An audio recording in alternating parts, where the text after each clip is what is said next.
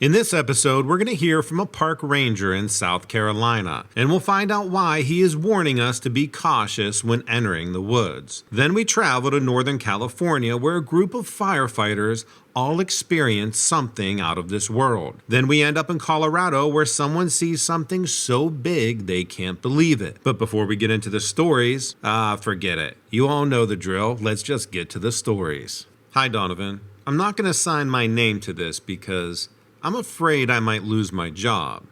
I'm a park ranger near Clemson, South Carolina. I'm only sending you this because I think people have the right to know what's out there. There's a cluster of parks here in what we call the Mountain Bridge Wilderness. It includes Tables Rock, Caesar's Head, and Jones Gap State Parks. I'm not going to tell you which one this happened in, but they're all pretty close together. I think people should be careful in all of them. First off, I'm not the only person who saw this. The reason I was on this particular trail was because a hiker reported seeing something unusual. He was pretty rattled, but very vague. We all figured it was a hoax of some sort, so I was assigned to investigate it, and had to hike 6 miles out on a trail that ends at a waterfall. This is a pretty rough hike, and not very well traveled. Honestly, we have so many waterfalls in this area. People seem to prefer going to the ones that have easy access and end in a shallow pool where their kids can swim. This waterfall is pretty, but it's not very big, and it's not very popular. I was looking forward to the assignment. I'm not one for hanging out at the ranger's office or patrolling campsites to make sure no one's breaking the rules. I usually volunteer if there's a job that takes me out further into the woods, like trail maintenance and stuff. So I was hiking this particularly steep stretch before you get to the falls, when some rocks started sliding.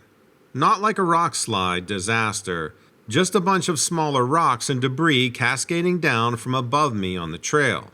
We had a lot of deer and some black bears here, and that sort of phenomena is usually caused by a large animal up ahead. So, thinking it might be a bear, I proceeded with caution. I got to the top and looked around before I headed west in the direction of the falls. It's rare to see anyone up here, so I wasn't surprised to see the area was deserted.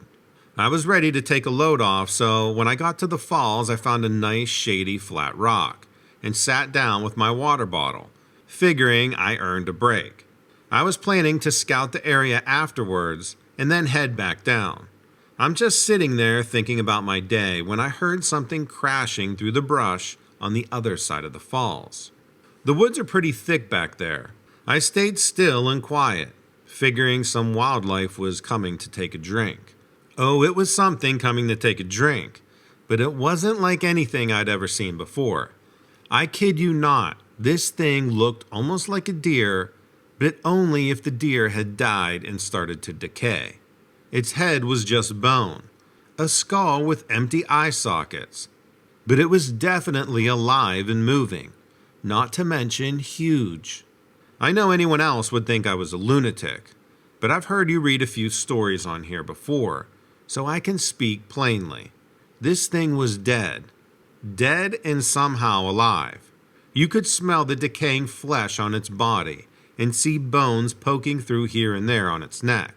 It had lowered its head to the water like it was going to take a drink, and I'm sitting on the other bank, too scared to even breathe. All I could think was, this can't be real. Then it saw me. It lifted its head in those empty eye sockets and just pointed straight at me, and suddenly I see the red inside, glowing like coals on a campfire. I totally panicked, knowing this thing was some kind of evil. I jumped up and ran. But then I heard a big splash.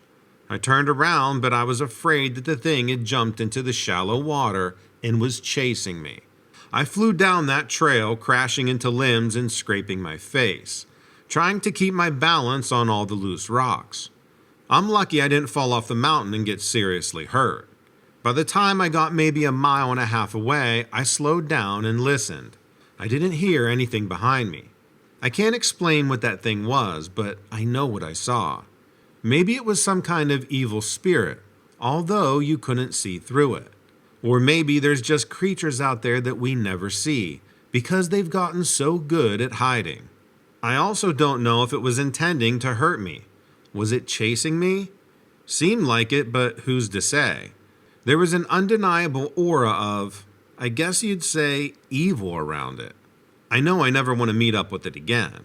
I didn't report it, maybe that sounds cowardly, but I don't need to lose my job over this or get told I need to see a shrink.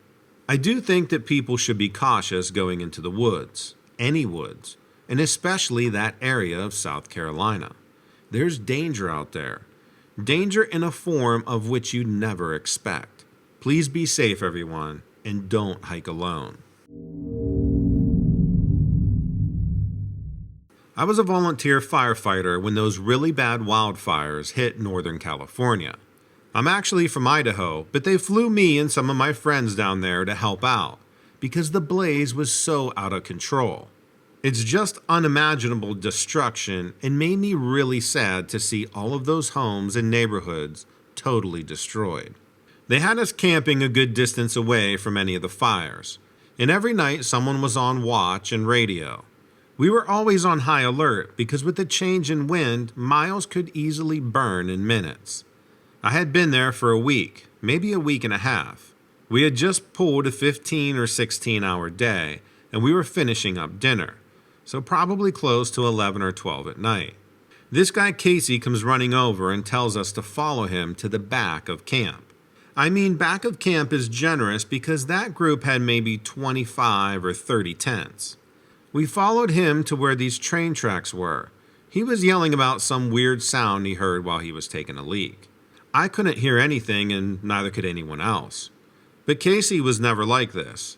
He was super chill and never made a big deal about anything. I think he was an English teacher or something at one point. I didn't know him super well. I had only worked with him once before. He ran down the train tracks. It was getting dark, but the fires were keeping it somewhat lit out so you could still sort of see what was happening. There was an overall glow to the situation. Casey had a pretty big head start on us, and we soon lost him in some trees up ahead. It was sometime right around then when the wind decided to change. The fire got to us quickly. But you see, the thing is, the fire was there way too fast. It should have taken an hour at least to make the distance that it did, but somehow all of a sudden everything was blazing. The trees, the grass, even the wood of the railroad tracks. I saw that the metal of the railroad tracks was also on fire. None of this was normal. Everything was happening too fast. We were surrounded on every side by walls of fire and it was closing in on us. I looked up and the flames were above us too. I thought I was imagining it at first, but then Nancy, one of the other ladies on the team, started yelling through the roar of the fire. Do you hear that? It was a strange cross between a hiss and a hum. It was deep, but at the same time it was high-pitched. I could feel it under my skin. The fire brightened up where Casey had disappeared. The ground began to rumble when I realized the hissing was now coming from below. A giant sort of fireball exploded upwards in front of us. The fire around us grew lower except for in front of us where it grew even brighter. I saw what looked like the outline of a person deep in the fire. I thought it was Casey, but the closer I looked, the stranger it appeared. It was hard to tell, but it was probably 7 to 8 feet tall. There was no way someone could withstand that heat either. It was impossible.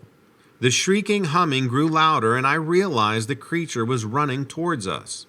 Its front limbs were long and swinging until it got closer, and then I felt like it was reaching.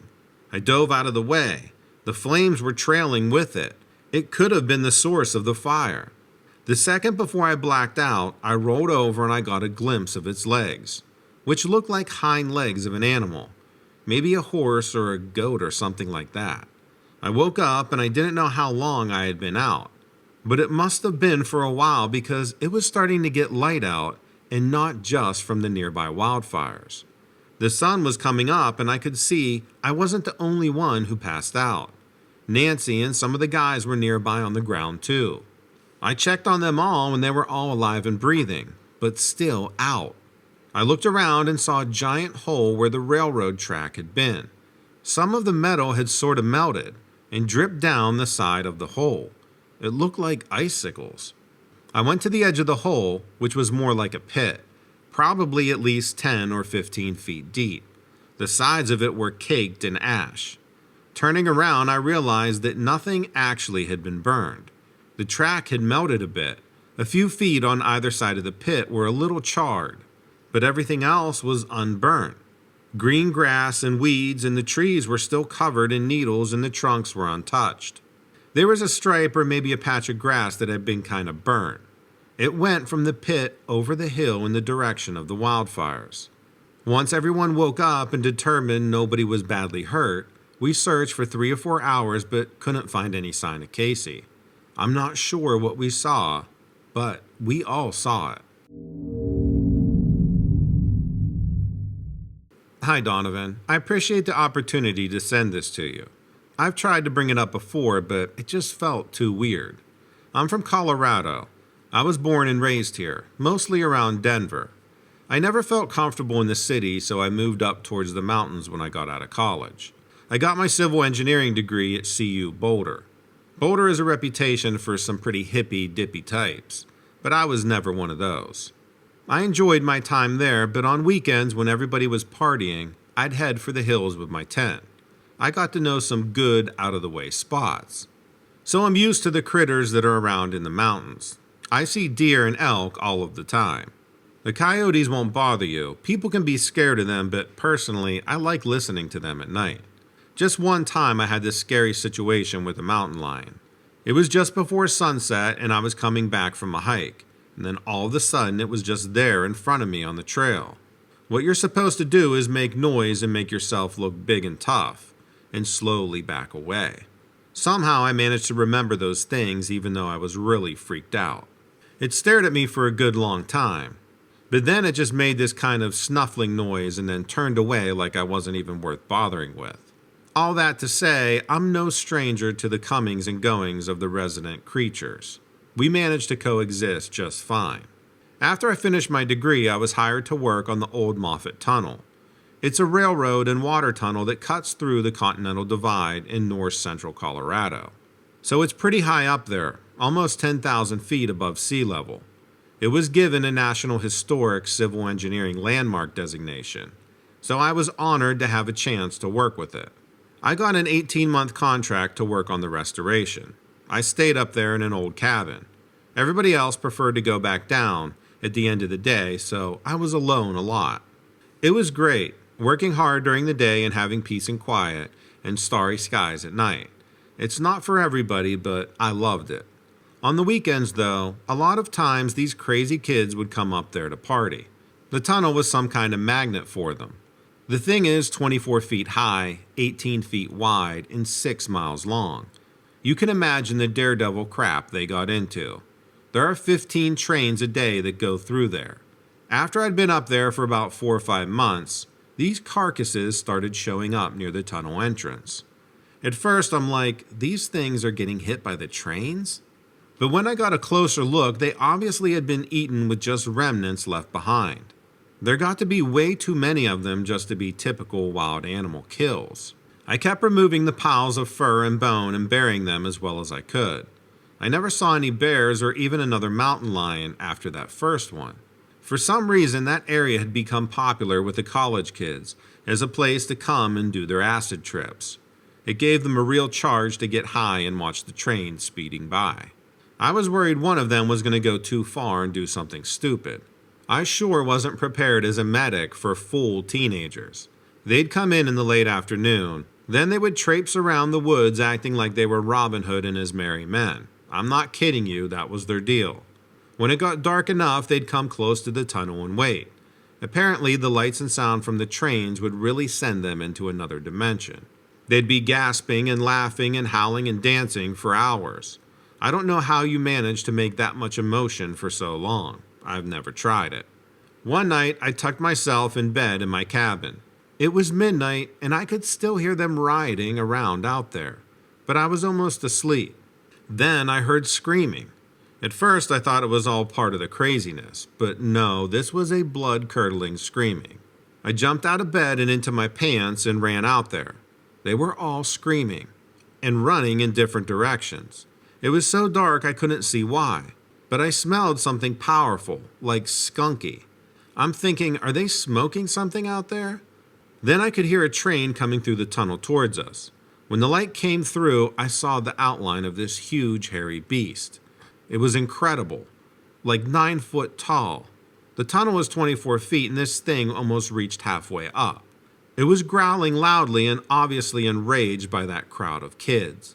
They scattered everywhere and I assumed that they all made it back to their cars. The train roared by and blocked off the sight of that beast. I ran to the cabin and locked myself in. There was no way that something could be that big. Have you heard of something like this out here in Colorado? It was like a Bigfoot or something. I thought they were mostly found in Oregon. After that, I started going back to town to sleep at night with the other workers. That was a little too much for me. Let me know in the comments below what you think of these submissions. And if you like my narrations, then consider hitting that subscribe button. Also, if you like true crime, I do have a true crime channel, and the link to that is in the description below.